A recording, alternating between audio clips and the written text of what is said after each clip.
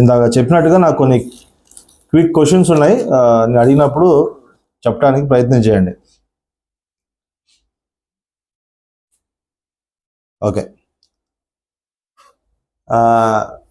అందరూ రెస్పాండ్ అవ్వాలని లేదు, కానీ చక్కగా అవకాశం ఉన్న వాళ్ళందరూ లైఫ్లో టఫెస్ట్ క్వశ్చన్స్ కొన్ని ఉంటాయి, కరెక్ట్? సో ఒక్కొక్క ఏజ్ గ్రూప్కి ఒక్కొక్క క్వశ్చన్. మెన్కి కొన్ని టఫెస్ట్ క్వశ్చన్స్ ఉంటాయి, ఉమెన్కి కొన్ని ఉంటాయి, మ్యారీడ్ వాళ్ళకు కొన్ని ఉంటాయి, ఎల్డర్లీ వాళ్ళకు కొన్ని ఉంటాయి, ఇవాళ రేపు చిన్నపిల్లలకు కూడా కొన్ని ఉన్నాయి టఫెస్ట్ క్వశ్చన్స్.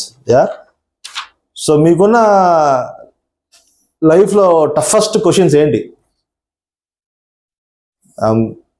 మరీ స్పిరిచువల్గా మాట్లాడొద్దు, I'm talking about life, general లైఫ్లో ఉన్న టఫెస్ట్ క్వశ్చన్. లైఫ్ ఏంటి? Yeah, appreciate that, thank you for starting. Yeah, life ఏంటి? పెద్ద క్వశ్చన్ అది వాస్తవానికి.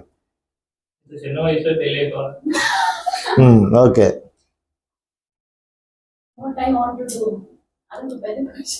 నేనేం చేయాలి, ఏం చేయాలి? Yeah,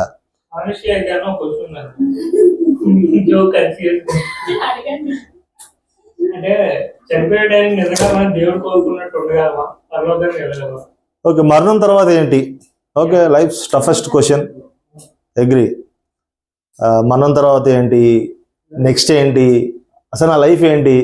okay, make sense. ఇంకా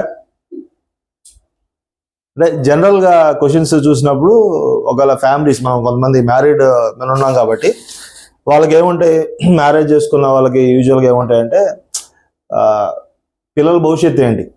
ఒకరిద్దరు పిల్లలు ఉన్నారనుకోండి, వాళ్ళ గురించి ధ్యాస, వాళ్ళ భవిష్యత్తు ఏంటి, వాళ్ళకి ఎలా పెళ్ళిళ్ళు చేయాలి, ఎలా చదివేయాలి, ఎంత ఖర్చు ఉంటుంది. ఒకటి సెటిల్మెంట్, అసలు నేను స్థిరపడతానా లేదా, నా జీవితం ఏంటి? Thank you for that. ఇల్లు కొనుక్కోగలనా లేదా? Life toughest question. ఇవాళ రేపు మన చర్చ్ మెంబర్స్ దగ్గరికి వెళ్ళినా కూడా వాళ్ళు అడిగేది ఫస్ట్, అరే హైదరాబాద్లో ఉన్న ఇల్లు లేదా? అది టఫెస్ట్ క్వశ్చన్. ఇంకా బ్రింగ్ ఇట్ ఆన్, ఇంకేమున్నాయి లైఫ్ టఫెస్ట్ క్వశ్చన్స్?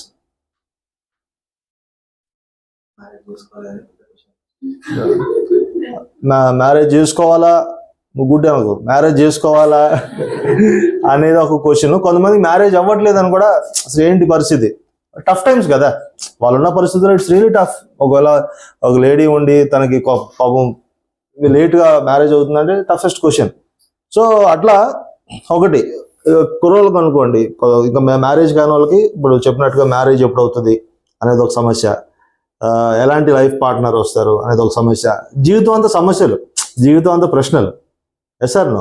అయితే చూస్తూ ఉన్నప్పుడు నాకు ఇగో ఇలా ఇలా ప్రతి ఒక్క వ్యక్తి కూడా ఏంటంటే ప్రశ్నలు ప్రశ్నలు ప్రశ్నలు, లైఫ్ అంతా ప్రశ్నలే. లైఫ్స్ టఫెస్ట్ క్వశ్చన్స్ ఏంటి అంటే, మీరు అందరూ ఒక్కొక్క బుక్ రాస్తారు, ఒక్కొక్క ఫేజ్ ఆఫ్ లైఫ్లో ఒక్కొక్క ప్రశ్న, ఒక్కొక్క challenge. So life is full of challenges. అందరు తలుపుతున్నారు, thank you. Life is full of challenges, ఎందుకంటే చాలా ప్రశ్నలు ఉన్నాయి చుట్టూ. సో ఆ ప్రశ్నలు ఉన్నప్పుడు నేను చూస్తే నాకు ఆశ్చర్యంగా ఏం కనిపించింది అంటే, ఈ ప్రశ్నల మీద పుస్తకాలు రాశారు చాలామంది. ఇది నాకు చాలా ఇంట్రెస్టింగ్ అనిపించింది. వీళ్ళు చాలా పెద్ద ఆథర్స్ అట. I have no clue, this a very first time ఈరోజు నేను చూస్తా ఉన్నాను. 50 టఫెస్ట్ క్వశ్చన్స్ ఆఫ్ లైఫ్ అంటే అది బెస్ట్ సెల్లింగ్ బుక్ అంట. సో ఇంకా లైఫ్స్ బిగ్గెస్ట్ క్వశ్చన్స్, తర్వాత ఆన్సర్స్ లైఫ్ డిఫికల్ట్ క్వశ్చన్స్, అంటే బుక్స్ రూపంలో కూడా వచ్చేసినాయి క్వశ్చన్స్, ప్రశ్నలు. నా జీవితం ఏంటి, నా పిల్లలు ఏంటి, నా ఆరోగ్యం ఏంటి, నా తర్వాత నా పరిస్థితి ఏంటి, 10 ఏళ్ల తర్వాత నా పరిస్థితి ఏంటి, ఇప్పుడు ఇల్లు లేకపోతే 10 ఏళ్ల తర్వాత వర్షం వస్తే నేను ఎడగెళ్ళాలి, ఇప్పుడు నుంచే బాధ ఆడికి 10 ఏళ్ల తర్వాత. సో అన్ని సమస్యలు, క్వశ్చన్స్ క్వశ్చన్స్ క్వశ్చన్స్. సో మనిషి అన్న తర్వాత చాలా ప్రశ్నలు ఉన్నాయి. సో ఆ ప్రశ్నలు చూస్తా మనం ముందుకెళ్ళడానికి ప్రయత్నం చేద్దాం. అయితే మనం ఎక్కడి దాకా వచ్చాం మన స్టడీలో?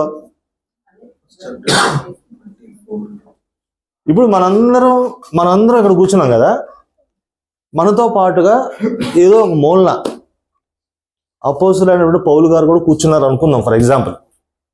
ఎందుకు మూలన అంటే, ఆ పౌలు గారి యొక్క ఫిజిక్ చాలా షార్ట్ ఉంటాడట. ఆయన హిస్టరీ వాళ్ళు చెప్తారు, షార్ట్ ఉంటారు, ఆయన బట్టతల కూడా ఉందంట. సో బట్టతల కూడా ఉండి షార్ట్గా ఉన్నప్పుడు ఏంటంటే చాలా నోటిఫై కాడు, మనం చేయలేము. ఆయన చాలా నార్మల్గా సాదాసీదా ఉండే వ్యక్తి. మనకేమో ఇన్ని ప్రశ్నలు, ఇన్ని భయాలు.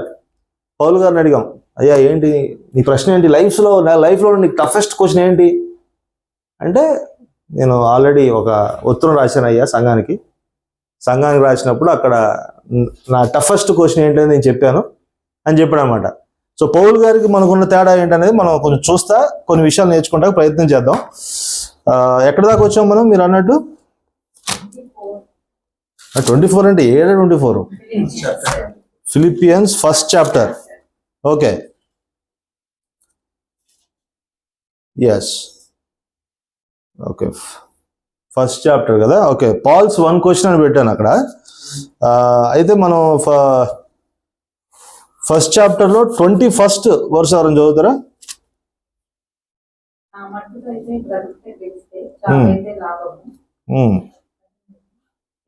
21, 22, 23 చదవండి.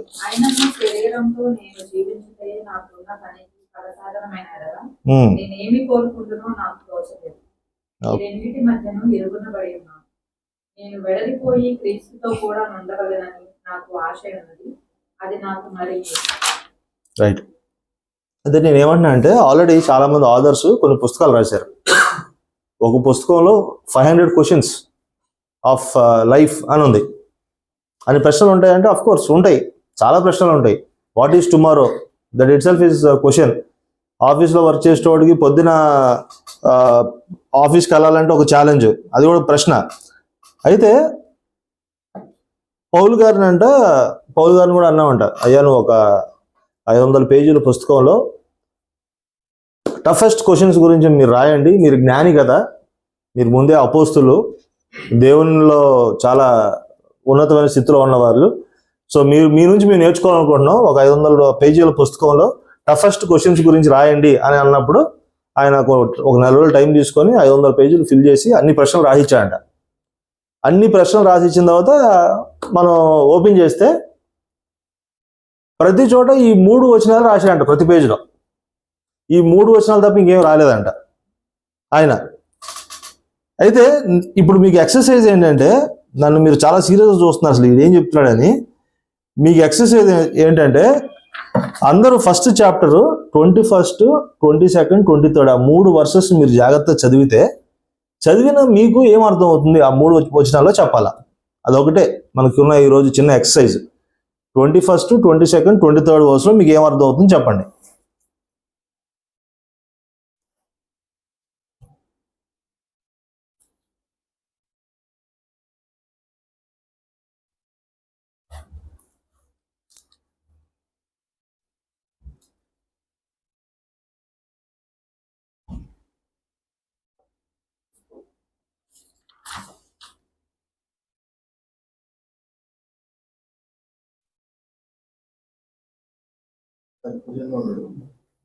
ఓకే, ఫినిష్ చేసేయండి. మంచి మంచి సమాధానం.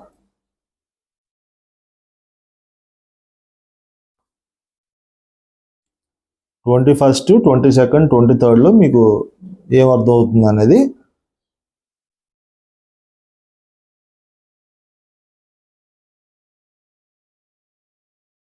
జీసస్తో ఉండాలని ఉంది, కానీ జీసస్ పని చేయాలంటే శరీరంలో ఉండాలి.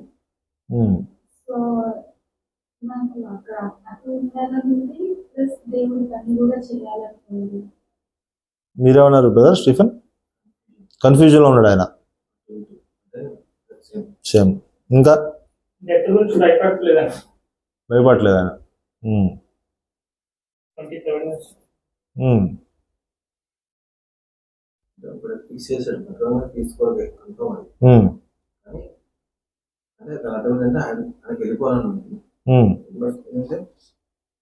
ఉండడం వల్ల ఇంకా ఎవరు అంటే ఎంతో మంది సేవ్ చేయొచ్చు అనే ఉద్దేశంలో ఓకే ఎంతో సేవ ఇంకా చేయాలని ఉందని భారం ఉందండి. ఓకే, భారం ఉంది. అదేవిధంగా దేవుడు కూడా బ్రతకడము చచ్చిపోవడం గురించి 2 ఆప్షన్స్ ఉంటే మెయిన్ ఆయన చచ్చిపోవడానికి ఫస్ట్ ప్రిఫరెన్స్, అంటే చనిపోతే క్రీస్తుతో ఉంటాం మేము. లేకపోయినా పర్లేదు, ఒకవేళ శరీరంతో ఉంటేనే మంచిది, అంటే శరీరంతో ఉంటేనే కాబట్టి వార్త చేయగలరు కాబట్టి. మౌనిక చెప్పినట్టుగా. నేను ఈ పని అయినా అంటే ఏదైనా సరే దేవుడి కొరకు అన్నట్టు. You have something sister? అదే కన్ఫ్యూజ్డ్ సిచ్యువేషన్. యా, అంటే నేను ఇమీడియట్గా అంటే అందరు చెప్పిన ఆన్సర్స్ కరెక్టే. ఈ టెక్స్ట్లో ఉన్నట్టుగా మనం నేర్చుకుంటూనే మనం ఏం అప్లై చేసుకోగలం అనేది చూద్దాం. ఓకే, సో నాకేం అర్థమైందంటే Paul's heart and his desire for God's kingdom, అంటే ఆయన ఉద్దేశం అంతా కూడా చాలా చక్కగా మనం ఆయన రాసిన ప్రతి లేఖ చదువుతా ఉంటే మనకు అర్థమైపోతుంది. చాలా ఇక్కడ ఏంటంటే కోర్ సబ్జెక్ట్ మాట్లాడుతాడు ఆయన యాక్చువల్గా ఆయన డిజైర్ ఏంటి, ఆయన దేవుని వర్క్ పట్ల ఆయనకు ఉన్నటువంటి ఆశ ఏంటనేది ఒకటి కనబడతా ఉంది చాలా స్ట్రాంగ్గా. రెండోది ఏంటంటే డైలమాలో ఉన్నాడు ఆయన. మీరు అందరూ చెప్పినట్టుగా కన్ఫ్యూజ్ స్టేట్. పౌలు గారికి కూడా ప్రశ్నలు ఉన్నాయా అంటే ఎస్, డైలమా. అసలు ఆయనకి ఎట్లా అంటే అది ఎటూ తేల్చుకోలేని పరిస్థితి. దేవుడా సంఘమా, దేవుడి దగ్గర ఉండటమా, సంఘంతో కలిసి ఏసీ హాల్లో కూర్చోవడం కాదు, సంఘంతో కలిసి దెబ్బలు తింటమా. దేవుడి దగ్గరికి వెళ్ళిపోతే ఎక్స్ట్రీమ్ సాటిస్ఫాక్షన్, ఎక్స్ట్రీమ్ జాయ్. సంఘంతో ఉంటే ఖచ్చితంగా శ్రమలు, దెబ్బలు, బాధలు. ఈ రెండిట్లో చాయిస్ చాలా సింపుల్, అవునా కదా? పౌల్ గారికి తెలియలేదంటారా? పైకి వెళ్ళి నాకు అడుగుతాడు ఆయన, ఏంటి అలాంటి మాటలు మాట్లాడేవాడిని కదా. చాలా ఈజీ కదా, చాయిస్ ఈజీ కదా. మనకి ఏ జాబ్ పిక్ చేసుకోవాలో మనకు తెలుసు, ఎలాంటి విషయాలను మనం చూస్ చేసుకోవాలో తెలుసు. బట్ పాల్ చాలా కన్ఫ్యూజ్ అవుతున్నట్టు అనిపిస్తూ ఉంది. ఎందుకంటే ఆయన చర్చ్తో ఉన్నాడు అనుకోండి, నాకు ఏమనిపించిందంటే చర్చ్ అప్పుడున్న పరిస్థితిలో he's inviting troubles by himself intentionally. ఎవరైనా ఇంటెన్షనల్గా ట్రబుల్ని అలో చేస్తారా? అలో చేస్తే ఏమంటారు? ఎవరంటారు? సంఘమే అంటుంది కొన్నిసార్లు, ఇవాళ రేపు.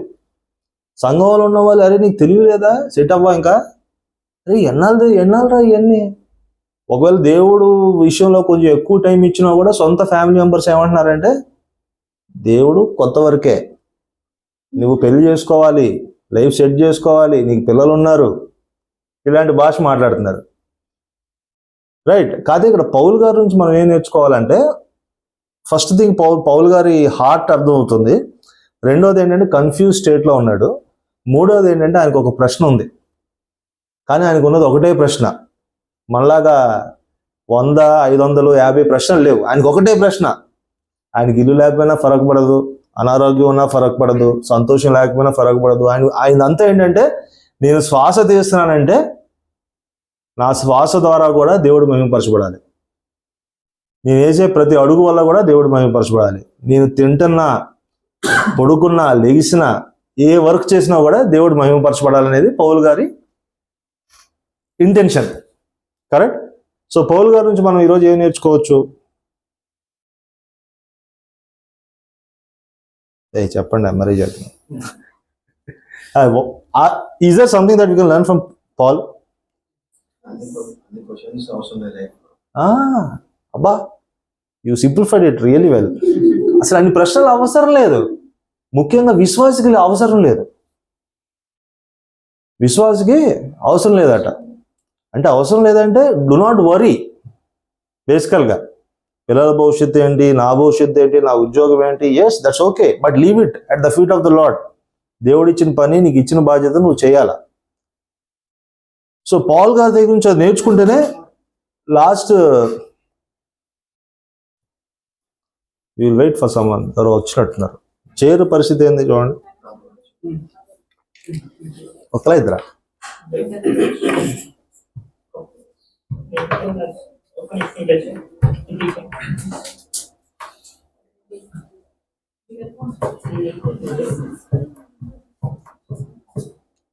క్విక్ క్వశ్చన్ ఏమొచ్చిందంటే తను మాట్లాడుతున్నప్పుడు అసలు పౌల్ గారు ఆలోచించినంతగా అంత ఎక్స్ట్రీమ్గా మనం ఎందుకు ఆలోచించాలి? ఇప్పుడు అది పాస్టర్స్ పని, లేదంటే ఫుల్ టైంలో ఉన్న వాళ్ళ పని.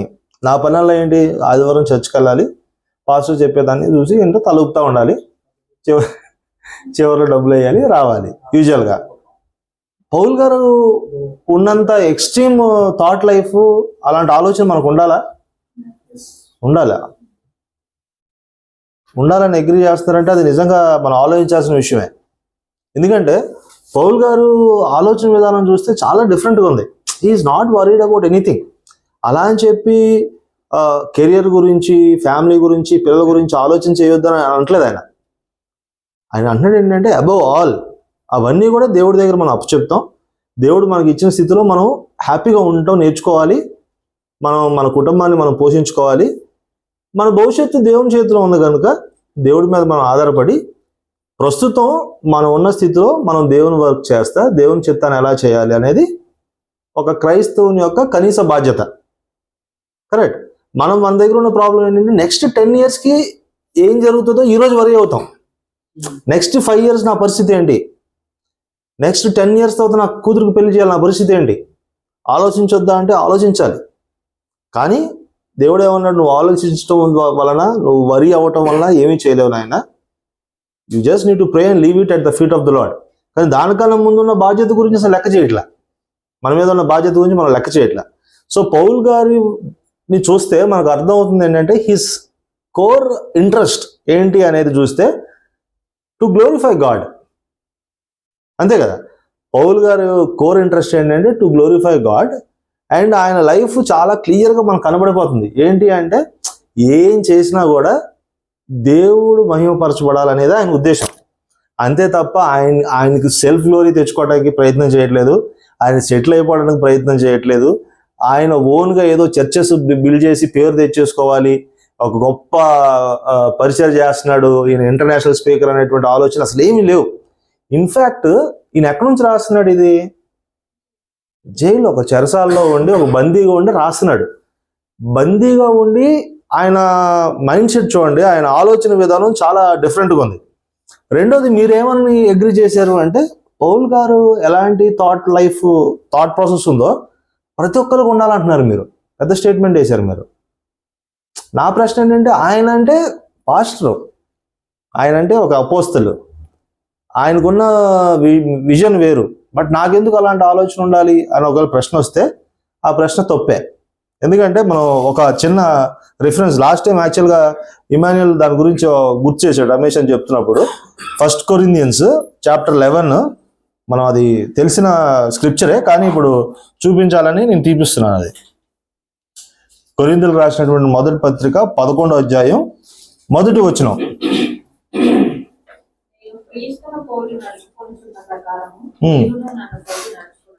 అందరికి చెప్తున్నాడు ఆయన్ని పోలే నడుచుకోవాలట. ఆయన ఎలాంటి ఆలోచన కలిగి ఉన్నాడో అలాంటి ఆలోచన కలిగి ఉండాలి. ఆయన ఎలాంటి ఉద్దేశాలు కలిగి ఉన్నాడో అలాంటి ఉద్దేశాలు కలిగి ఉండాలి. ఆయన గోల్ ఏదో అదే మన గోల్ అయిపోవాలి. అంత బోల్డ్ స్టేట్మెంట్ ఎవరు ఇలా బైబిల్లో, పౌలు గారు మాత్రం ఇచ్చారు. క్రీస్తుని పోలు ఎలా నడుచుకుంటున్నారు అలానే నన్ను పోలు నడుచుకోండి. ఒక క్రిస్టియన్ ఎలా ఉండాలి అంటే మోడల్ యేసు ప్రభు గారు, అలానే పౌలు గారు కూడా మనకు మోడల్. పౌల్ గారు కూడా మోడల్ మనకి. కానీ మరి ఆ మోడల్కి తగినటువంటి లైఫ్ స్టైల్ మనకు ఉందా అంటే చాలా దూరం. మనల్ని ఎవరు కూడా అసలు ఆ దగ్గర కూడా వెళ్ళాం మనం. ఆ ఫీచర్స్ మన దగ్గర లేవు. మన ఫీచర్స్ అంతా ఏంటంటే worrying of so many things. మనం వరీ అయిపోతా చక్కగా లైఫ్ సెట్ చేసుకోవాలి అనుకుంటే మన ఇంట్లో వాళ్ళు చాలా హ్యాపీ ఫీల్ అవుతారు. మా వాడు చాలా ప్రాపర్గా ప్లాన్ చేసుకుంటాడండి, నెక్స్ట్ 5-10 years అసలు ఏమవుద్ది ఇప్పుడు ప్లాన్ చేసుకుంటాడండి, వాడికి ఉన్న జ్ఞానం చర్చలో ఎవ్వడికి లేదండి అని నలుగురు చెప్తా ఉంటే మిగతా క్రిస్టియన్ ఫ్యామిలీ మెంబర్స్ అవునా వెరీ నైస్ అండి, చూసి నేర్చుకోరా అన్న దగ్గర. ఇట్లా అలా లేదు, ఐడియాలజీ అలా లేదు.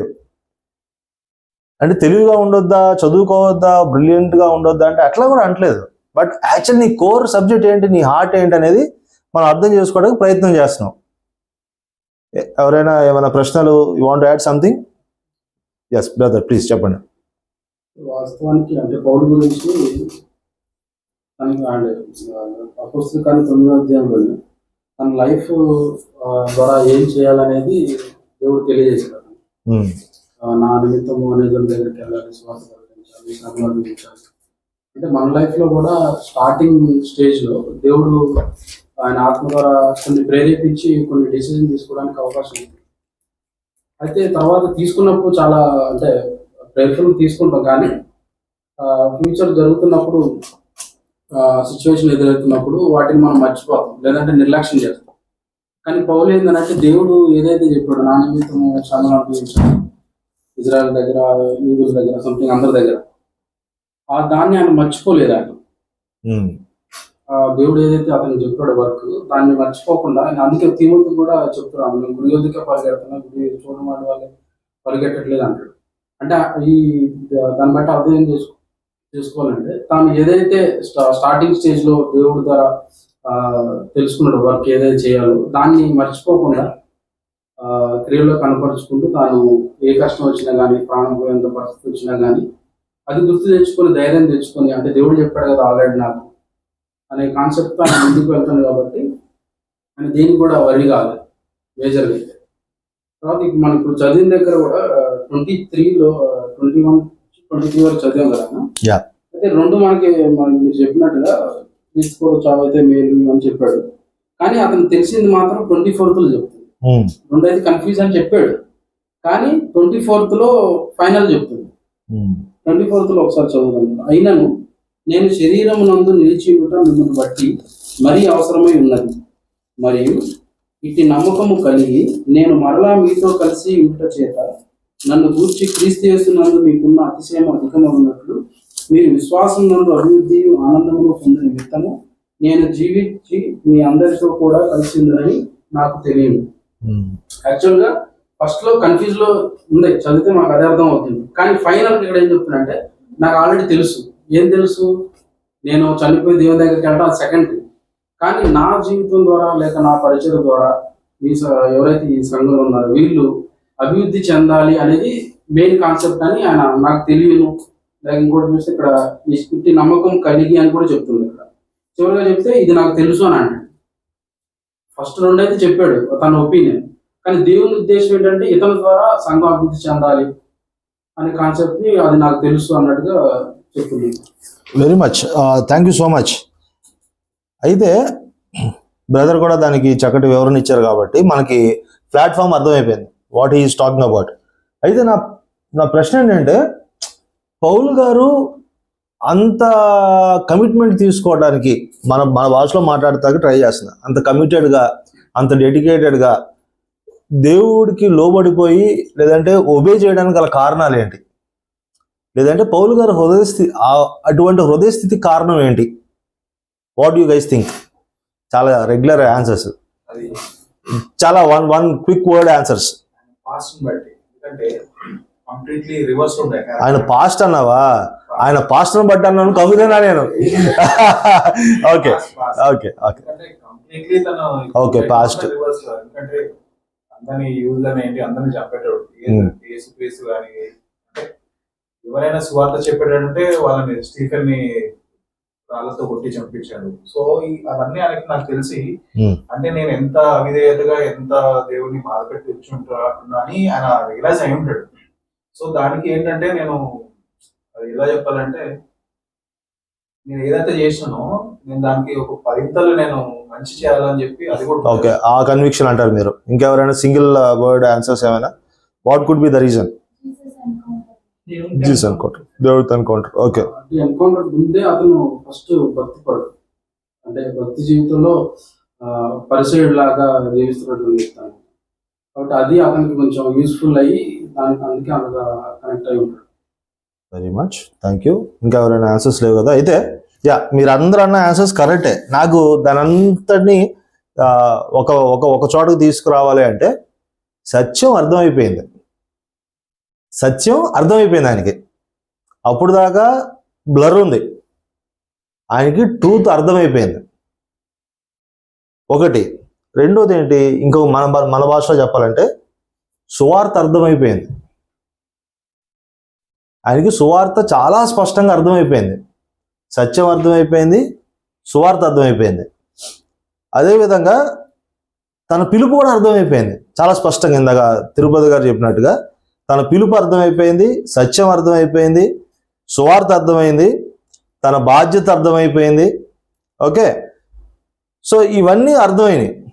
సో ఇప్పుడు మన ప్రశ్న చాలా క్విక్ ప్రశ్న ఏంటంటే, అసలు మనకు సత్యం అర్థమైందా? అసలు సువార్త మనకు అర్థమైందా? ఒకవేళ అర్థమైతే మరి మనకి పౌల్ గారికి గ్యాప్ ఏంటి? ఆ పేస్లో వెళ్ళాల్సిన అవసరం లేదు, ఆ విధంగానే వెళ్ళాల్సిన అవసరం లేదు. కానీ సో బేసికల్గా ఆ ప్రశ్నలు మనం వేసుకోవాలి. ఎందుకంటే we claim to be super Christians కదా.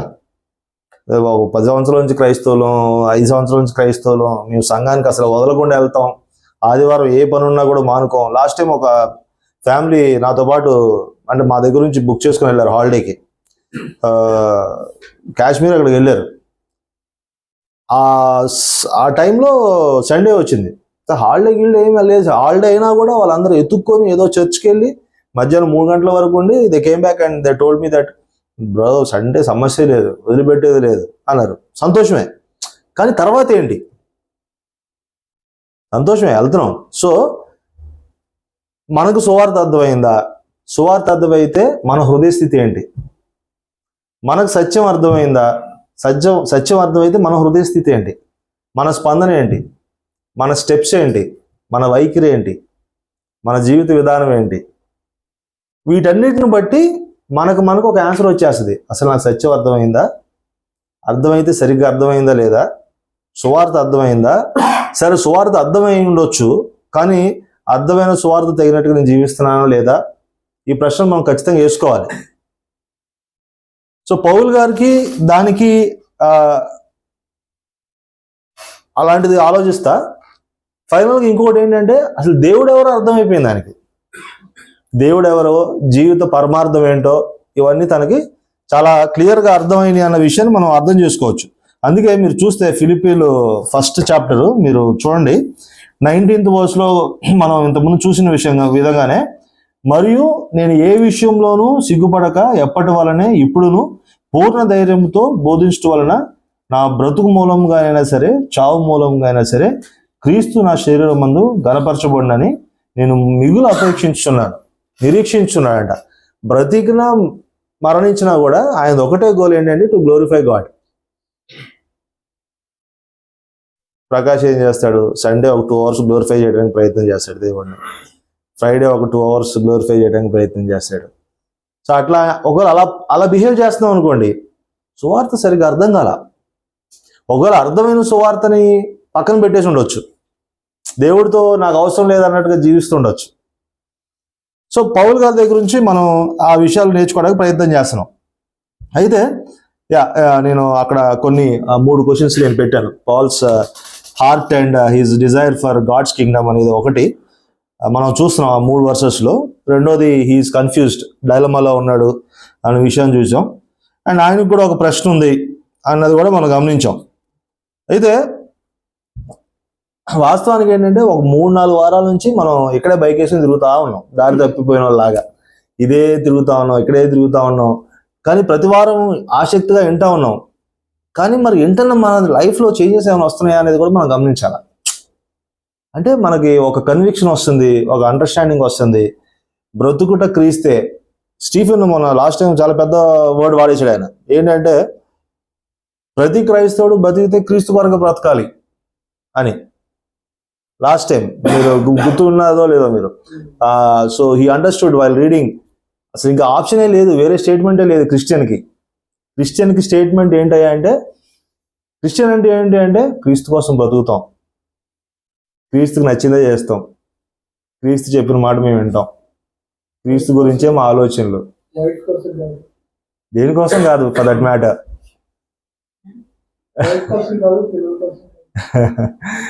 అంటే క్రిస్టియన్ అంటే ఏంటి అనే దానికి డెఫినేషన్ మనం నేర్చుకున్నాం ఒక వీక్. ఏంటంటే just for him, nothing else. ఆయన కొరకే, ఆయన కోసమే అది మాట్లాడాము. అదే ఈయన చెప్పిన మాట, to live is Christ, to die is gain. ఇక బతికితే క్రీస్తు కోసం బతుకుతాం, లేదంటే ఇక దాని మించి మాకు పెద్ద జీవితంలో ఆశలు లేవు. ఇలా మాట్లాడితే ఏమంటారు? అంటారా? పిచ్చి ముదిరింది. అందుకనే వాక్యం కూడా ఏమన్నా అంటే, లోకానికి ఇది ఏంటంటే, అన్ఫార్చునేట్లీ క్రిస్టియన్స్ కూడా వెరితనం అయిపోయింది. ఈ భాష అర్థం కావట్లేదు జనాలకి. ఈ భాష కొత్త భాష అయిపోయింది, ఫారెన్ లాంగ్వేజ్ అంటారు కదా, చైనీస్ లాంగ్వేజ్. క్రైస్తవుడు మాట్లాడే మాట ఏంటంటే బతికితే క్రీస్తే, మరణిస్తే అబ్బా ఇంకా లాభం. అంటే ఈ ప్రశ్నలు, ఈ భాష, ఇది కొత్త భాష. ఈ భాష మాట్లాడితే ఇష్టపడరు, ఎవరికి నచ్చదు. వీళ్ళ ఫెలోషిప్కి వెళ్తే ఇదే పంచాయతీ ఉంటుంది అంటారు కొంతమంది ఇష్టపడరు ఈ భాష. అంటే వాళ్ళకి ఏంటంటే వాళ్ళకి నచ్చదు అనమాట ఆ భాష. కానీ బైబిల్ భాష ఇదే. బైబిల్కి భాషకు ఒక పేరు ఉంది, లాస్ట్ టైం చెప్పా, బిబ్లైన్ అనే మాట. సో దాన్ని జనరల్గా క్రిస్టియన్స్ అంట వర్సెస్తోనే మాట్లాడుకుంటారంట, దాన్ని బిబ్లైన్ అంటారట. సో అలాంటి పదజాలం. అయితే దానికి కంటిన్యూషన్గా నేనేం మాట్లాడానంటే, లాస్ట్ టైం నేను ఒకటి మాట్లాడా. ఏంటి అంటే, అసలు పౌలు గారు బతికితే క్రీస్తు కోసం బతకాలన్నాడు, అసలు క్రీస్తు కోసం బతకటం ఏంటి అని ఒక మాట్లాడాను నేను. క్రీస్తు కోసం బతకటం ఏంటి అని నేను మాట్లాడినప్పుడు నేను 2 వేరియేషన్స్ చెప్పడానికి ట్రై చేశా. ఏంటంటే, అసలు దేవుడి స్థాయి ఏంటి? దేవుడట ఎప్పటికీ ఆయన స్థితికి చేరలేనంత దూరం ఉన్నాడట. మానవుడు ఎప్పటికీ ఆయన స్థితికి, లేదంటే ఆయన ఉండే ప్లేస్కి చేరలేనంత దూరంగా ఆయన ఉన్నాడంట. అసలు మన ఊహకు కూడా దొరకనంత దూరం. ఆయన మనం చూస్తాం కదా వాక్యంలో, అది జస్ట్ నేను ఏ పిక్చర్ పెట్టాలో కూడా అర్థం కదా, వివరించడం చాలా కష్టం. ఆయన వేవేల సూర్యుల కాంతి ఆయన దగ్గర ఉంటుందని, ఆయన అంత మహిమ గలవాడని, రాత్రి పగలు దేవదూతలు ఆయన స్తుతిస్తూ ఉంటాయని, 10,000 అతి సుందరుడని, ఆయన గురించి వివరించడం కష్టం. సో అంత స్థాయి కలిగిన వాడు దేవుడిని ఆయన అని నేను మాట్లాడతా. నేను తర్వాత ఏం చెప్పానంటే, దేనికి ఉపయోగం లేని స్థితి మనిషిది అని చెప్పడానికి ప్రయత్నం చేశాను. ఎవరంటే ప్రకాశే. అది నా స్థితి అని అనాలి. దేవుడి స్థితి ఏంటయ్యా అంటే ఎప్పటికీ అందుకోలేనంత స్థితి. మనిషి స్థితి ఏంటయ్యా అంటే ఎవడు కూడా ఆడవైపు కన్నెత్తి చూడటానికి కూడా ఇష్టపడినటువంటి స్థితి వాడిది. మనిషి జీవితం, వాడి దగ్గర ఒక మంచి లేదు, ఒక ప్రేమ లేదు, ఒక జీవితం అంతా పాపం అనే మురికిలో వాడు ఉన్నాడు అని నేను మాట్లాడతా. నేను ఏం చెప్పానంటే, అలాంటి వ్యక్తిని ఇలా మార్చాడు దేవుడు అందంగా. చాలా అంటే ఇలాంటి వ్యక్తినట దేవుడు ఇలా మార్చేశాడట. అంటే ఒక అందం, ఒక రూపం లేని ఒక పాప చూడటానికి కూడా చాలా కష్టంగా, ఈ పిక్చర్ మీరు చూస్తే మాల్ న్యూట్రిషన్, ఒక ఫుడ్ లేదు, ఒక కేర్ లేదు, ఒక పేరెంటింగ్ లేదు, షెల్టర్ లేదు. దేవుడు లేనప్పుడు మన స్థితి వాస్తవానికి అదే. ఒక గౌరవం లేదు, ఒక నీతి లేదు, ఒక మంచి లేదు. మనం అనుకుంటాం that we're well dressed up, but మన హృదయంలో ఉన్న స్థితి, ఆ మురికేంటో మనకు తెలుసు. We were like that. అదేవిధంగా పక్కనున్న హోమ్లెస్ పర్సన్ కూడా ఇట్స్ జస్ట్ లైక్ దాట్. ఒక పీస్ లేదు. నేను ఒక సిస్టర్ కూడా చెప్తా ఉన్నారు, ఒక సిస్టర్ సమాధానం లేక చాలా సఫర్ అవుతా ఉందట. అయితే వాళ్ళకి ఒక సలహా ఇచ్చారట. ఏంటంటే, అమ్మ నువ్వు ఒక మంచి బొమ్మను కొనుక్కో, you start speaking to that doll. నీకున్న ఫ్రస్ట్రేషన్ కానీ, నీకున్న థాట్స్ కానీ ఆ డాల్తో మాట్లాడుతూ ఉండు. That is your outlet, so that నువ్వు కొంచెం కామ్ డౌన్ అవుతావు అని లోకం ఇలాంటివి నేర్పిస్తూ ఉంది. జీవితంలో కోట్లు హండ్రెడ్స్ ఆఫ్ క్రోర్స్ ఉన్న వాళ్ళు కూడా సూసైడ్స్ చేసుకుంటున్న వాళ్ళు ఉన్నారు, దట్ వి సీ. సో మన స్థితి, ఆ స్థితి నుంచి అట దేవుడు ఈ స్థితికి తీసుకొచ్చాడట. అయితే మనం ఈ స్థితికి రావడానికి దేవుడు ఆ స్థితి వదిలిపెట్టి ఈ స్థితికి వచ్చాడట. ఇది ఒక చిన్న అండర్స్టాండింగ్లో మనం సువార్త అన్నాం. దేవుడట ఎప్పటికీ అందలేనటువంటి స్థితిలో ఉన్న దేవుడు ఒక్కసారిగా నీకోసం ఆయన చాలా సామాన్యుడిగా, ఏమీ లేనివాడిగా తన రూపాన్ని కోల్పోయి ఆ రూపాన్ని నీకు ఇచ్చి తన మహిమని వదిలిపెట్టి దేవుడు అక్కడికి రావటం, ఇది మనం చూస్తూ ఉన్నాం. ఇది నేను మాట్లాడుతూ ఉన్నాను అన్నమాట లాస్ట్ వీక్. ఇది మాట్లాడిన తర్వాత కొన్ని విషయాలు మళ్ళీ రమేష్ అన్న కూడా సిమిలర్ విషయాలే మాట్లాడుతూ ఉన్నాడు. ఏంటంటే ఎజెకియెల్ నుంచి తీసుకొని మనిషి స్థితి ఏంటి, ఆ స్థితిలో ఉన్న అంటే ఈ స్థితిలో ఉన్న మనిషిని దేవుడు ఈ స్థితిలోకి చేర్చిన తర్వాత అసలు ఇంత గొప్ప దేవుడు ఎవరో నాకు తెలియదు అన్నట్టుగా బతికాడట. అది సాధ్యమా? సాధ్యమా అంటే సాధ్యమే అని చెప్పి మన ఫోటో సెల్ఫీ తీసుకుని పంపించేయడం. సో అంటే వాస్తవానికి ఏంటంటే పౌలు గారికి చాలా స్ట్రాంగ్ కన్విక్షన్ ఏంటంటే ఆయన ఎవరో తెలుసు, పౌల్ గారు ఎవరో తెలుసు, అదేవిధంగా దేవుడు ఎవరో తెలుసు. ఏ స్థితి నుంచి ఏ స్థితికి వచ్చాడో దేవుని యొక్క గొప్పతనం ఏమిటో ఆయనకు తెలుసు. అలాంటి పౌలు గారు ఏమన్నారు, పౌలు గారు యాక్చువల్గా ధర్మశాస్త్రంలో పండితుడు, ఆయన గొప్ప భక్తి జీవితాన్ని జీవించాడు. అలాంటి ఆయనే దేవుడు అర్థమైన తర్వాత ఆయన ఏమన్నాడంటే పాపుల్లో ప్రథముణ్ణి అన్నాడు. ఆయన బాబు పాపులు అనే వాళ్ళు వరుసలో లైన్లో నుంచుంటే నేను అందరినీ దాటి ముందు నుంచుంటా అంటాడు ఆయన. మనం ఒక్కొక్క స్టెప్ వెనక్కి వస్తూ ఉంటాం. లేదు నాకన్నా వీడు పాపి, నేను ఇంకీడికన్నా బెటరు. మన understanding of sin are understanding of our fallen nature. So ఈ విషయాలన్నీ మనం మాట్లాడుతూ ఉన్నాం. అయితే ఇప్పుడు నేనేం చెప్పడానికి ప్రయత్నం చేస్తున్నానంటే పౌల్ గారుకి అర్థమైంది ఏంటి, మనకు అర్థం కానిది ఏంటి అనేదే ఫైనల్ క్వశ్చన్. దాని మించి పెద్ద ప్రశ్నలు ఏమి లేవు. సో అది గమనించుకుంటా మళ్ళీ ఒక్కసారి వర్స్ 21కి వెళ్దాం. ఇప్పుడు దాకా ఏమైనా ప్రశ్నలు ఉన్నాయా? ఏమైనా మాట్లాడతారు ఎవరైనా? ఏమైనా ప్రజెంటేషన్లో తప్పేమైనా ఉందా? యా. సో 21లో ఆయన ఏమన్నాడంటే నా మటుకైతే బ్రతుకుట క్రీస్తే, చావైతే లాభమే అన్న మాట. యా, దాని తర్వాత 22, 23 చదువుతారు ఒకసారి మళ్ళీ. శరీరంతో నేను జీవించుటే నాకున్న పనికి పరసాధనమైనగా నేనేమి కోరుకుంటున్నో నాకు తోచలేదు. ఈ రెండింటి మధ్యను ఎత్తునబడి ఉన్నాను. నేను వెడలిపోయి క్రీస్తుతో కూడా ఉండవలెనని నాకు ఆశ ఉంది.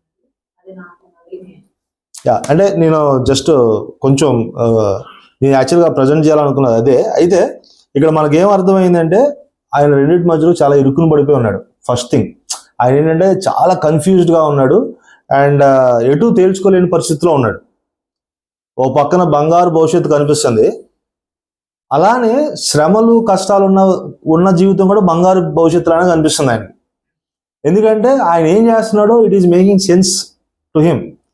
మన లైఫ్ స్టైల్స్ మనకి సెన్స్ అవుతున్నాయి.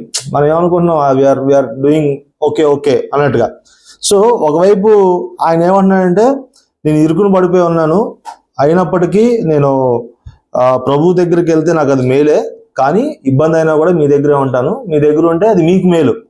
అంటే అక్కడ ఏం కనిపిస్తుంది అంటే ఒక పాస్టరల్ మైండ్ సెట్ ఎలా ఉండాలి, ఒక సేవకుడి మైండ్ సెట్ ఎలా ఉండాలి అన్నది ఒకటి మనం నేర్చుకోవచ్చు. ఇంకొకటి దీనికి కనెక్టింగ్గా గలతీయులకు రాసినటువంటి పత్రిక 4వ అధ్యాయం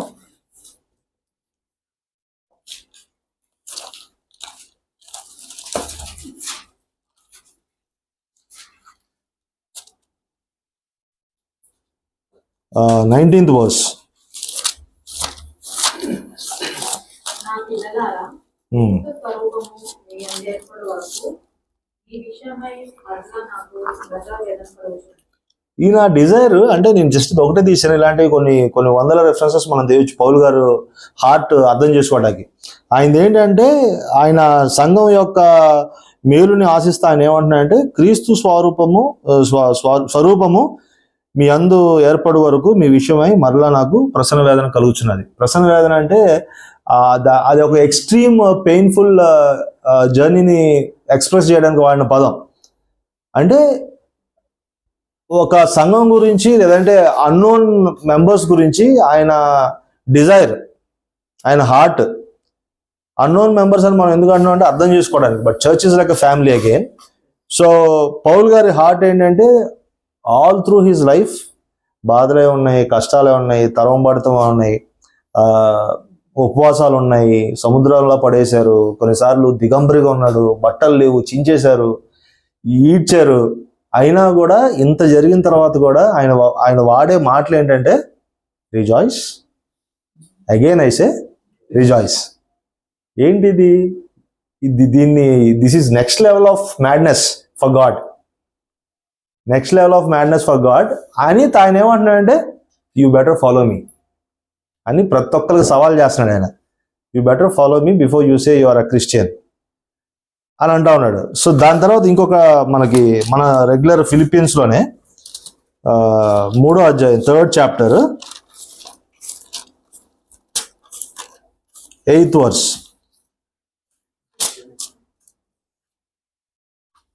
నిశ్చయముగా నా ప్రభువైన యేసుక్రీస్తును గూర్చిన అతి శ్రేష్టమైన జ్ఞానము నిమిత్తమై సమస్తమును నష్టముగా ఎంచుకుంటున్నాను. ఇది ఇప్పుడు మనం చూసిన మాట ఏంటంటే ఆయన అతి శ్రేష్టమైన జ్ఞానం నిమిత్తం సమస్తము నష్టంగా ఎంచుకున్నాడు. మనం యాక్చువల్గా నష్టంగా వదులుకోవడానికి మన దగ్గర పెద్ద గేమ్ లేవు. పౌలు గారు చాలా ఉన్నాయి ఆ టైంలో. పౌలు గారు వదులుకోవడానికి చాలా ఉన్నాయి. సో ఆయన లైఫ్లో మనం ఎటు సైడ్ చూసినా కూడా ఆయన life is full of sacrifices. Just not Paul గారు మాత్రమే కాదు, బైబిల్లో ఉన్న చాలా మంది భక్తులు వాళ్ళ జీవితాన్ని తృణప్రాయంలాగా వదిలిపెట్టడం వల్ల మనం చూసాం. Starting from Abraham till we go for John revolution వరకు. సో ఇవన్నీ చూస్తూ ఉంటే నాకేమర్థమైందంటే అసలు మన కోసం ఎంతమంది జీవితాలు త్యాగం చేశారు ఒక ప్రశ్న. అంటే సువార్త నీ దాకా నా దాకా రావడానికి, ఈరోజు బైబిల్ నువ్వు నేను చదవటానికి, దేవుడు ప్రేమ మనకు అర్థం అవ్వటానికి అసలు ఎన్ని ఫ్యామిలీస్ వాళ్ళ జీవితాలను కోల్పోయారు. ప్రశ్న అడగాలి కదా, ఎంత అన్యాయం అది అడగపోతే. ఈ లాస్ట్ టైం కూడా ఒక మాట చెప్పా, ఏంటంటే ఈరోజు సంఘం సండే చర్చ్లో మెసేజ్ ఏంటుంది అంటే వాళ్ళు నుంచున్న ప్లేస్ ఏంటయ్యా అంటే కొంతమంది జీవితాలు, కొంతమంది సమాధుల మీద మనం నుంచొని వాక్యం వింటున్నాం ఈరోజు. కొంతమంది హతసాక్షులుగా మార్చబడిన వాళ్ళ జీవితాలు, కుటుంబాలు, బిడ్డలు, వాళ్ళకి ఫ్యామిలీస్ ఏమి లేవు. అయితే నేను ఇది ఆలోచిస్తున్నప్పుడు ఇంతమంది ఫ్యామిలీస్ సాక్రిఫైస్ చేసి ఇంత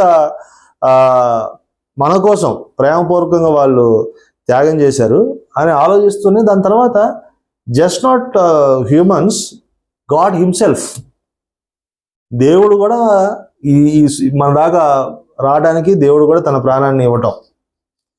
ఇంత తెలుసుకున్న తర్వాత మనం అసలు నిమ్మకు నీరెత్తనట్టు, వాక్యంతో మనకు అవసరమే లేదన్నట్టు, సంఘంతో మనకు అవసరమే లేదన్నట్టు, దేవుడికి కృతజ్ఞత చెప్పాల్సిన అవసరమే లేదన్నట్టుగా ఒకవేళ మనం జీవిస్తూ ఉంటే మన లైఫ్, మన ఫ్యామిలీ, మన పిల్లలు, మన జీవితాలు, మన ఆరోగ్యం, వీటి గురించే పదే ఆలోచిస్తా అసలు దేవుడు ఎవరో మాకు తెలియదు అన్నట్టు ఎవడు బిహేవ్ చేసేది? వీడు. అసలు దేవుడితో నాకు సంబంధం లేదు, దేవుడు ఎవరో నాకు తెలియదు, నేను ఈ స్థితికి రావడానికి ఎంతమంది ప్రాణాలు పెట్టినా పర్లేదు, అవసరమైతే దేవుడే శిలువ మీద మరణించినా నాకు పర్లేదు, నేను ఆ లగ్జరీలో నేను బతుకుతాను అన్నట్టుగా జీవిస్తే వాడిని ఏమనాలి? వాడికి సువార్త అర్థం కాలేదనాలి. ఒకవేళ అర్థమైన సువార్తని పక్కన పెట్టేశాడు అనాలి. దేవుడు అంటే భయం లేదనాలి. ఇలాంటి మాటలు మనం మాట్లాడుకోవాలి. అంటే మనం ఆ వర్స్ నుంచి what is that you're learning అనేది మనం చేస్తున్నాం. ఒక పక్కన పౌల్ గారు ఏమో ఎక్స్ట్రీమ్ ఎగ్జాంపుల్గా ఉన్నారు మనకి. ఏంటి? ఆయన తెలుసుకున్న సువార్త, తెలుసుకున్న సత్యాన్ని బట్టి ఆయన జీవించే జీవిత విధానం. ఇంకో పక్కన మనం అప్లై చేసుకుంటానికి ప్రయత్నం చేస్తున్నాం. శిలువ మీద ప్రాణం పెట్టింది మన కోసం కూడా కదా. పౌల్ గారు ఆ రోజు అంత కష్టపడ్డారు, తర్వాత మిషనరీ వర్క్ జరిగింది, 1st centuryలో చాలా మంది బిలీవర్స్ చనిపోయారు, అంతమంది పునాదులు వేసుకుంటూ వస్తే మన దాకా వాక్యం వచ్చింది. మనం కష్టపడకపోతే మన నెక్స్ట్ జనరేషన్కి వాక్యం వెళ్ళదట. మనం ఈరోజు ప్రయాసపడకుండా మన వరకే మనం జస్ట్ సెల్ఫిష్గా ఉంటే నెక్స్ట్ జనరేషన్కి మనం ఖర్చు అయిపోతామట. వీఆర్ లూజింగ్ ద జనరేషన్ అంటాడు ఒక పెద్ద మనిషి.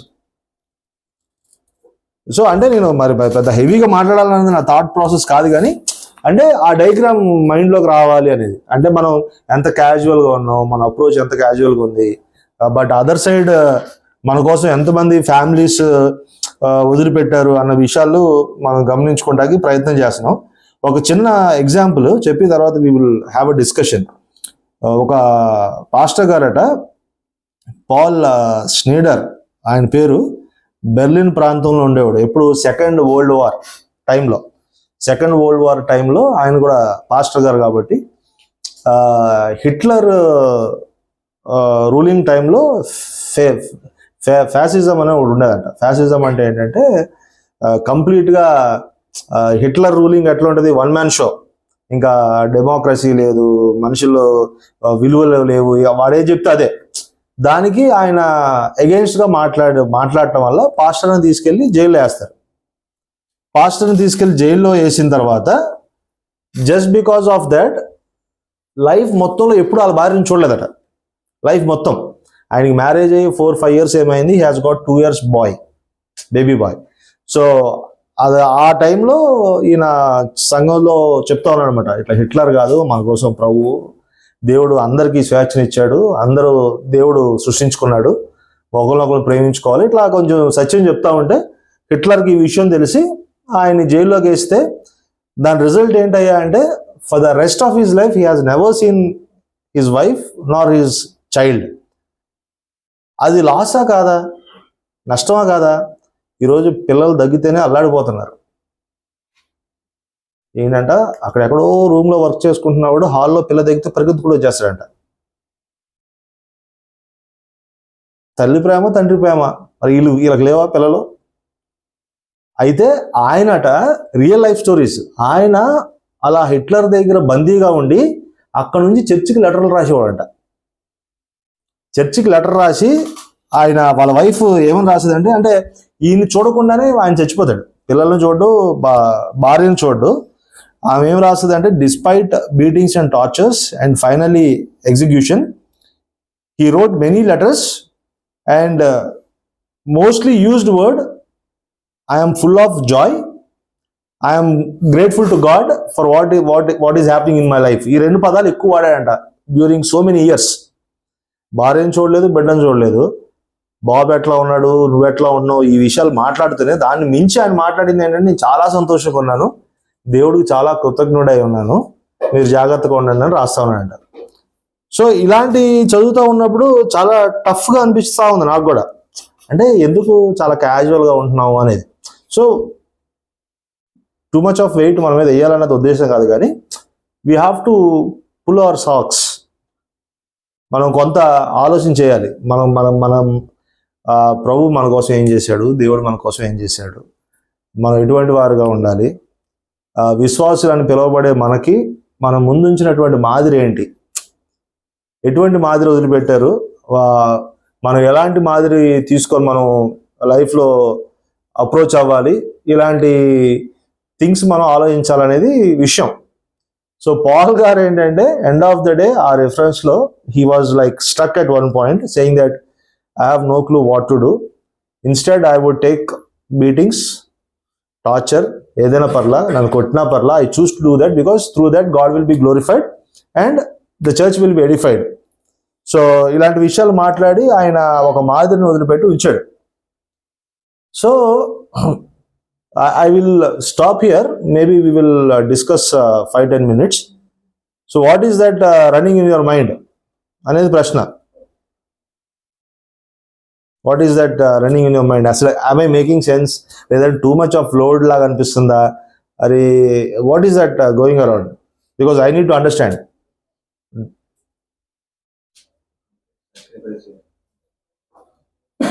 చెప్పినట్లయితే క్రిస్టియన్ లైఫ్ అంటే కంప్లీట్ సాక్రిఫైస్, వేరే ఆప్షన్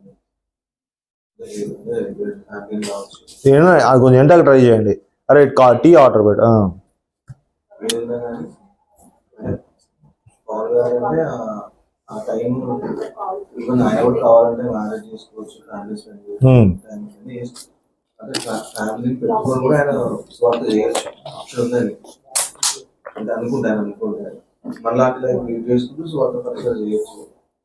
కానీ ఆయన సాక్రిఫైస్ అఫ్కోర్స్ స్టార్ట్ చేశారు. ఎట్ పాయింట్ ఆఫ్ టైం ఎప్పుడైతే దేవుడు పడుతున్నారో ఆయన నిర్ణయం ఎప్పుడైతే దేవుడు ఒక అంటే ఆయన ఒక ఏమంటారు వాగ్దానం ఉంది, ఆయనకి దేవుడు చెప్పాడు నా బావికి అంత టైం డిసైడ్ అయ్యాడు, దానికి కట్టుబడినాడు. అంటే లాస్ట్ వరకు ఆ మాటకి కట్టుబడినాడు.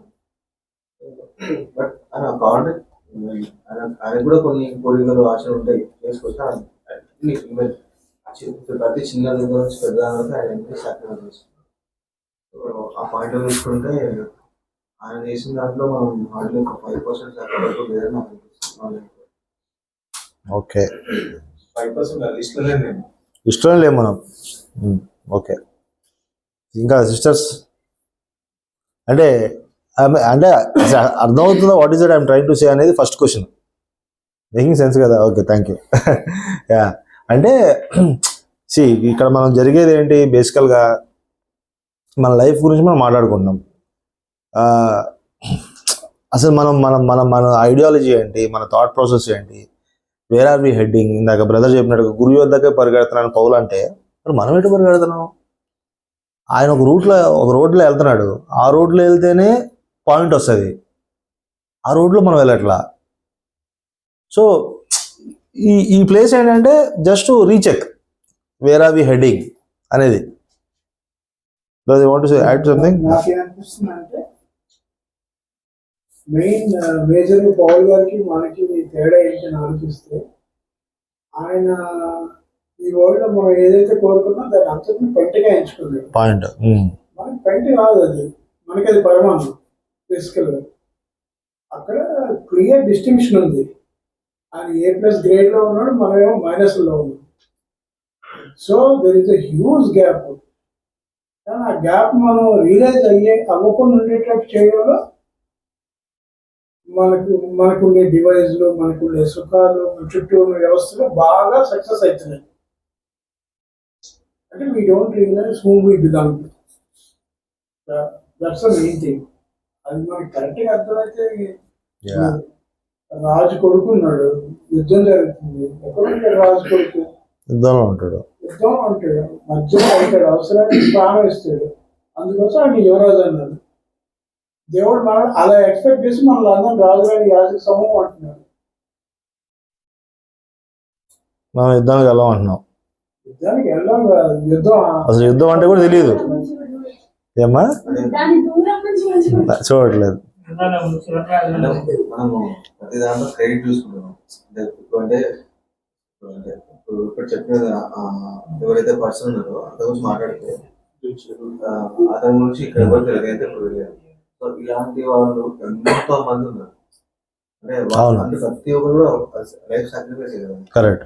వాళ్ళంతా అంటే మనం ఏంటంటే ఈ రోజు అంటే ఎగ్జాంపుల్, ఇప్పుడు నేను ఇక్కడికి వచ్చాను, అడిగితే నేను గొప్ప చెప్పుకుంటాను, చర్చకొస్తాను నేను చెప్పుకుంటున్నా. అంటే మనం దాన్ని కూడా అంటే ఏంటంటే మనం ప్రతిదాన్ని మనం ఈ రోజు ఎట్లయితే ఒక గొప్ప చేయడం, మనకు మనము ప్రతి సినారిలో హెచ్చరించుకోవడం మనం చూసుకుంటున్నాము. దేవుడు గణపరిచేది ఏం లేదు, మనకు మనమే అనుకుంటున్నాం. కానీ ఆ రోజుల్లో వాళ్ళు ప్రతి చిన్నది కూడా సాక్రిఫైస్ చేసుకుంటూ వచ్చారు కాబట్టి ఈ రోజు మనకి అది అందింది. కరెక్ట్. ఒక పాయింట్ ఏంటి అంటే, ఇక్కడ పాల్ గారి దగ్గర నుంచి మనం నేర్చుకునేది ఏంటంటే, ఆయన మనం మ్యాచ్ చేయలేకపోతున్నాం అని బాధపడతాం కాదు, అది కాదు మన ఉద్దేశం. ఆయన ఐడియాలజీ మన ఐడియాలజీ కరెక్టా కాదా? ఫస్ట్ ఆయన ఐడియాలజీ ఏంటి? నేను ఏం చేసినా దేవుడు మహింపరచబడాలి, నేను బ్రతుకుతున్నానంటే ఆయన మహింపరచడమే. ఆయన ఎలా మహింపరచగలం? సంఘంలో నా బాధ్యతని నిర్వర్తించడం ద్వారా, ఒకటి ఆయన వాక్యాన్ని జాగ్రత్తగా చదువుకొని చక్కటి బిడ్డల్ని రేజ్ చేయటం ద్వారా, భార్యాభర్తలుగా ఇతరులకు మాదిరిగా ఉండటం ద్వారా, ఇలా చాలా విషయాలు ఉన్నాయి. It is just not that ఖచ్చితంగా నువ్వు ఏదో ఒక వైల్డ్ క్యాంప్లోకి వెళ్ళి నువ్వు స్వార్థ చేయాలన్నది మాత్రమే కాదు. If that is the call of God, okay, it differs. అలా అని చెప్పి అసలు మీరు చదువుకోవద్దు, మీరు కెరీర్లో చూడొద్దు, మీరు లైఫ్ ప్లాన్ చేసుకోవచ్చు, అది కూడా కాదు. అన్నీ కూడా ఈ ఐడియాలజీతో ట్యూన్ అయ్యి ఉండాలి. నువ్వు ఏదైనా చెయ్యి, నువ్వు ఏ పనైనా చెయ్యి, నువ్వు సక్సెస్ అవ్వు, give glory to God through your success. You do not have, మనం ఏది ప్లాన్ చేయొద్దు. బికాస్ ప్రభు ఏమంటున్నాడంటే డినై యువర్ సెల్ఫ్ అన్నాడు. ఫస్ట్ పదం ఏంటి? నువ్వు IAS అయినా కూడా better deny yourself. That's the first step. ప్రభు నీ IAS కదా ప్రభు అంటే, I will tell baba what to do, don't worry. కాదు ప్రభా, నాకు పెద్ద ఆఫీస్కి నీ ఆనర్ ప్రభావ, నాకు 10 బ్రాంచ్లు ఉన్నాయి ప్రభావ, ఓకే, గుడ్ ఫర్ యూ. నేను ఆశీర్వదించిందే నేను. I have a plan. You better deny your self. నేను అదే అంటున్నా. చదవద్దు, మీరు ఉద్యోగాలు చేయొద్దు, సెటిల్ అవ్వద్దు, ప్లాన్ చేయొద్దు కాదు, యూ డూ ఎనీథింగ్. ఇప్పుడు సాయి కృష్ణ అన్న మనం ఎగ్జాంపుల్ తీసుకుందాం. ఆయన ఒక 80 lakhs హెఫ్టీ అమౌంట్, 10 ఏళ్ల క్రితం 80 లక్షలు అంటే it's more or less 3 to 4 crores. ఆ అమౌంట్ పెట్టుకున్నాడు. He wanted to purchase a villa at that time. ప్రభు ఏమన్నాడంటే I have a plan for you better అన్నాడు. ఏంటి ప్రభు ఆ ప్లాన్ అంటే, ఇచ్చేసేయి, use that money for something అన్నాడు. ఆయన ఎక్కడ ఇబ్బంది పడలా ఆ టైంలో, ఎందుకంటే ఆయన ఎప్పటి నుంచో ప్లాన్ ఆ ట్యూన్ అయి ఉన్నాడు. ప్రభు కోసమే బతుకుతున్నా నేను, ప్రభు పనే చేస్తా. నోవా గారితో ప్రభు అన్నాడంట, నాయన నువ్వు వెళ్ళి ఓడగట్టు అన్నాడంట. అప్పుడు దాకా వర్షం లేదు, ఆయన ఏం ప్రశ్న అడగల, ఓడగడతాం ప్రారంభించాడంట. అందరూ అడిగేవాళ్ళంట, బాబు నోవా తాత ఏంటి ఓడగడుతున్నావు, ఏంటి పరిస్థితి అంటే, పెద్ద వాన వస్తుందిరా, పెద్ద ప్రళయం వస్తుందా అంట. ఫస్ట్ రోజు 2 రోజులు అడిగారంట క్వశ్చన్, ప్రళయం ఏంటి వాన ఏంటి, దేవుడు చెప్పాడు రా వాన వస్తుంది జాగ్రత్త పడండి అన్నాడు. కొడుతున్నాడంట, అడివంతా పగలగొట్టేస్తానంట, కొడుతున్నారంట. ఇక ఆయన పిచ్చోళ్ళగా చూసేవాళ్ళంట ఊరంతా, అటు వెళ్ళేవాళ్ళు ఇటు వెళ్ళేవాళ్ళు, ఆయన నవ్వుతా పిచ్చోళ్ళగా చేసేవాళ్ళంట. అయినా కూడా గౌరవాన్ని వాళ్ళు కోరుకోలే. అబ్రహాం గారు గౌరవాన్ని కోరుకోలే. యోబు గారిని కూడా నేను ఆలోచిస్తే, యోబు గారు అంత ఫండ్స్ అంత డబ్బు ఉండి ఇట్లా వెళ్ళిపోయిన తర్వాత ఆయన ఏమన్నాడంటే, దేవుడు ఇచ్చాడు దేవుడు తీసుకున్నాడు అన్నాడు. ఎవడైనా అనగలడా మాట? ఎందుకంటే ఎప్పుడు ఆయన అనుకోలేదు, ఆయన ఆ ఐఏఎస్ స్టేటస్ ఆయన ఎప్పుడు ఆయన అనుకోలే, ఆ రిచెస్ ఆయన అనుకోలే, ఆయనకున్న కుటుంబం ఆయన అనుకోలే. నీ అనేది అది, ఆ ఐడియాలజీ. ఏం చేస్తున్నా ప్రభు కోసమే, నేను జాబ్ చేస్తున్నా ప్రభు కోసమే, నా బిడ్డ ప్రభు కోసమే. దావీదు మహారాజుకి ఒకసారి ఎటువంటి సిచ్యువేషన్ వస్తుంది, ఆయన కూతురు చాలా జ్వరంతో అల్లాడిపోతూ ఉంటుంది, ఇబ్బందిగా ఉంటుంది. ఆయన అప్పటికి మహారాజు. ఆ దావీదు ఏం చేస్తాడంటే గొప్పగా ప్రార్థనలు చేసేసి, ప్రభువా సహాయం చేయి అంటాడు. అయ్యా నువ్వు రాజువి, అన్నం తిను అంటే, నేను అన్నం తిన్నా, నా బిడ్డ బతకాలి అని చెప్పి ప్రార్థన చేస్తూ ఉంటాడు. చేసి చేసి చేసి తర్వాత సైన్యంలోంచి కొంతమంది వచ్చి, మహారాజా నీ కూతురు చనిపోయింది అంటాడు. అవునా, అయితే పట్టు వస్త్రాలు తండి, ఆగలేస్తుంది, అన్నం పెట్టండి అంటాడు మహారాజు. ఏంటి ఆయన మైండ్ సెట్? అయిపోయింది, ఇంకా దేవుడు చెప్తాను విడిచిపెట్టాడు ఆయన. బిడ్డ చనిపోతే ఎవడైనా బిర్యానీ తింటాడా? Go and ask David, king David, he will say that's okay, it was God's choice. ఏంటి ఆ రెబెలియస్ యాక్ట్ ఆఫ్ ఫెయిత్ మన దగ్గర లేదే? నీ అనేది అది, ఆ ఐడియాలజీ రావాలి మన దగ్గరికి. మనం వర్క్ చేద్దాం, జాబులు చేద్దాం, వివాహం చేసుకుందాం, పిల్లలు పెంచుదాం, చక్కగా ప్లాన్ చేద్దాం. ఒక చోట దేవుడు ఆగంటాడు, ఆగాలి. నువ్వు దేనికోసం డబ్బులు సేవ్ చేస్తావు, దేవుడు I have better plan beta అంటాడు. అవునా ప్రభా, okay what is that, let's do this అనాలి మనం. సన్ ఆఫ్ గాడ్ మూవీలో ఒక ట్రైలర్ నాకు భలే ఇష్టం. పీటర్ చేపలు పడతా ఉంటాడు, చేపలు పడతా ఉంటే ప్రభు వస్తాడు, ఎన్కౌంటర్ అవుతుంది. వాట్ నెక్స్ట్ అంటాడు యేసు ప్రభు, అక్కడ సన్ ఆఫ్ గాడ్ అని అంటాడు, లెట్స్ చేంజ్ ద వరల్డ్ అంటాడు. ఇమీడియట్గా వాళ్ళ వదిలేసి వెళ్ళిపోతాడు. That's the faith. ఆ ఫెయిత్ ఎప్పుడు రావాలి మన దగ్గర? బిలీవ్ మీ ఆర్ నాట్, ఇది సందర్భం వచ్చింది అంత మనోళ్ళే కాబట్టి ఐమ్ జస్ట్ ప్రేయింగ్. ప్రతి ఒక్కరి జీవితంలో ఏదో ఒక టఫ్ టైం వస్తుంది, ఎవరు ఊహించిన టఫ్ టైం. ఆ టైంలో ఏమీ జరగనట్టు ఉండగలవా? అలా ఉన్నారే భక్తులు, భక్తి పరులు అందరూ బైబిల్లో ఉన్న వాళ్ళు ఉన్నారు. మరణం వచ్చినా వాళ్ళు చెదరలా, ప్రభువుని ఒక మాట అనలా. ఏది అంటే ఆ డిపెండెన్స్ కావాలి.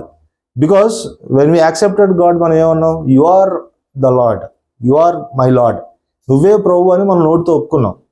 దేవుడే ప్రభు అని చెప్పి మనం ఒప్పుకున్నాం. ప్రభు అంటే ఏంటి?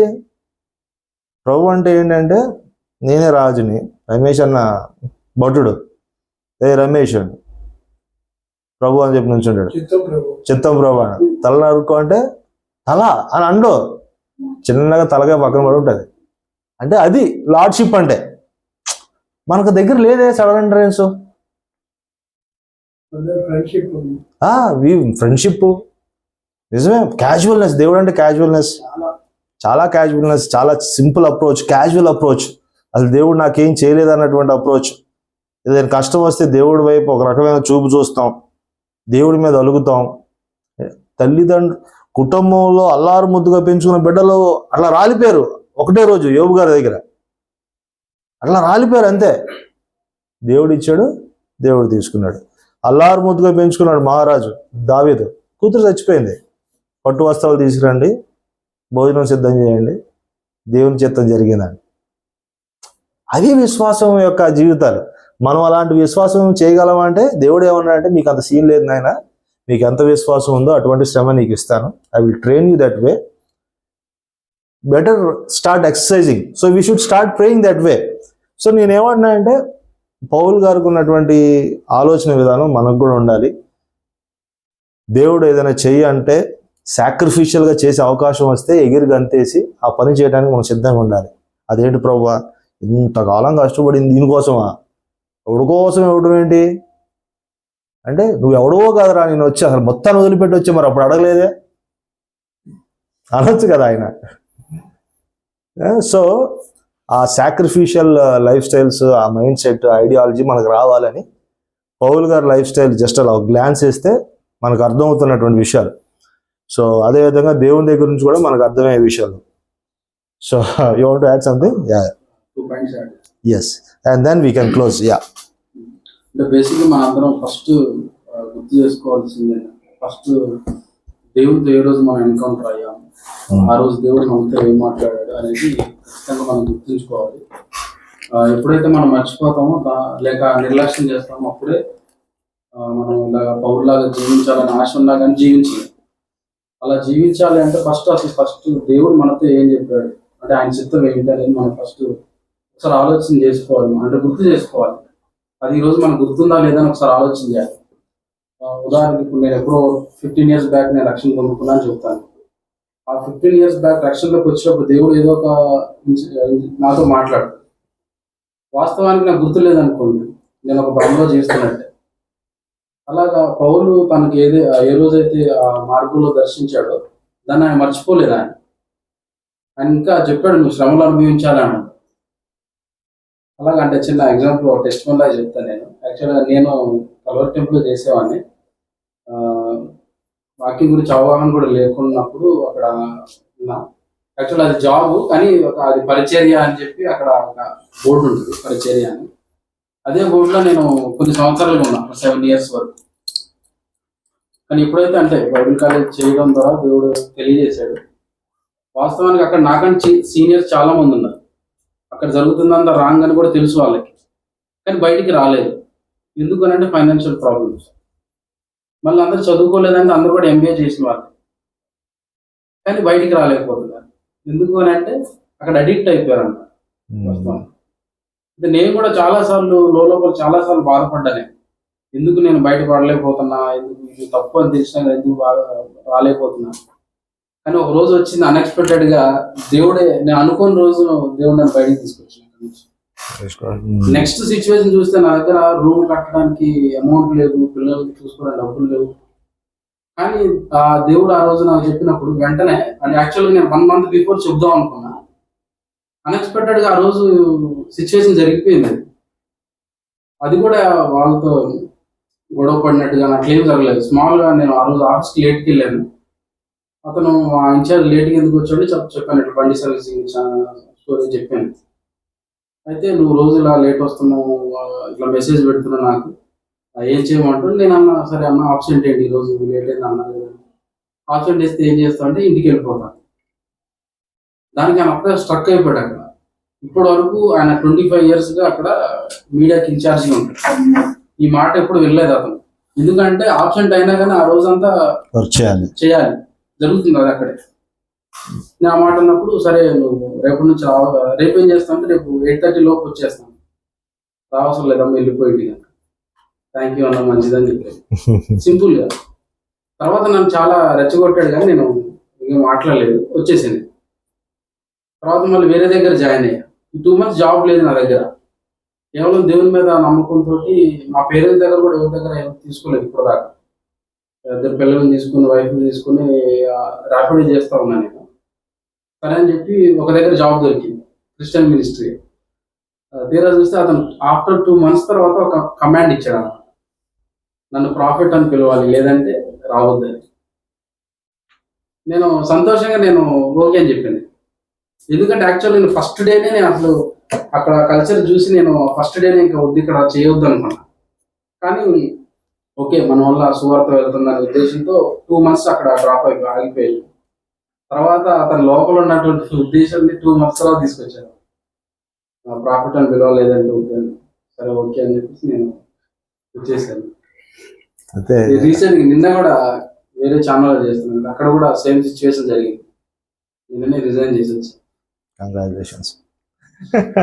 అంటే దీన్ని బట్టి ఏం చెప్తున్నా అంటే మనం అంటే దేవుని చిత్తాన్ని ఒకవేళ మనం గుర్తుంచుకున్నట్లయితే ఇలాంటి డిసిజన్ తీసుకోవడానికి మనం ధైర్యంగా ముందుకు వస్తాం. యా, సో దేవుడి మీద ఆధారపడాలి, దేవుని చిత్తానికి మనం లోబడాలి. Happy you understood something today? It was boring for you? No, right, okay. అందరం తలనుంచుకుందాం, చిన్న ప్రేయర్ చేసుకొని మనం ముగిద్దాం. మనందరం కళ్ళు మూసుకొని ఒక్క 2 నిమిషాలు మనం దేవుడి వైపు చూసి